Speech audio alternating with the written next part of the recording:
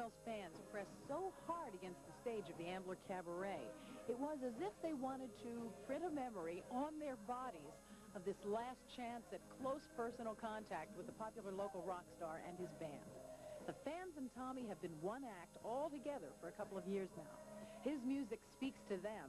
Their loyal following built his fame and made a radio and sales hit out of their self-produced album, Walking on the Water. It's really great to dance to, and I just love the music. You know, he keeps the crowd involved, and he's a lot of fun to watch. I don't want to be, you know, a heartthrob and you know, I want to be a musician, you know, and if people think that, oh, gee, he's a cool guy, you know, because he makes good music and, you know, whatever, that's fine, because I feel that same way about my favorites. Now the big time has called. Columbia Records has discovered the Young Rumblers, and it's terrific, but it's also busting up a tight relationship as Tommy and the band prepare for their first national tour.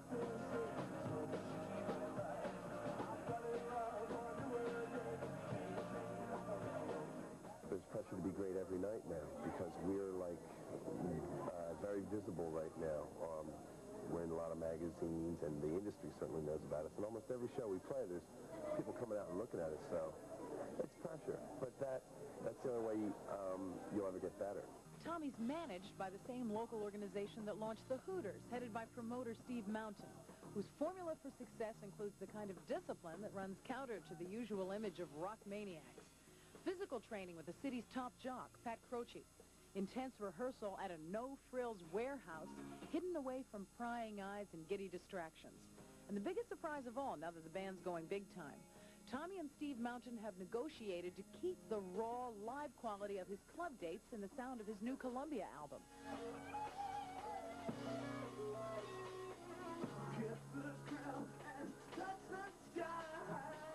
Tommy's band built their following among people their own age, and then when they played the... We have a underage following as well around here. So if it's anything around the country like it is around here, it'll be great because really, you know, the kids in their teens are really great fans. You know, the music means a lot to them. And it meant a lot to me when I was a kid, so I understand that. Are you ready for the fan mail, though? Yeah. I get a decent amount of mail now. I know, but it's nothing like when you're going to be a national heartthrob, Tommy. I guess. Well, I don't know. I'll tell you. I am, you say, like a heartthrob. I'll tell you, I'm really not into that. But if you know, I guess you can't control a certain extent of it, but I certainly don't want to, I don't want to encourage that at all. I really don't. You're very close with the Hooters. Have they taken you aside and told you what to expect? Well, as a matter of fact, yes, those guys have been great. And they said it's a roller coaster ride. You know, it is a roller coaster ride. It's got really high highs and low lows and ups and downs. And just hold on and enjoy the ride. And when it's over, you know, you'll be like, let's do it again.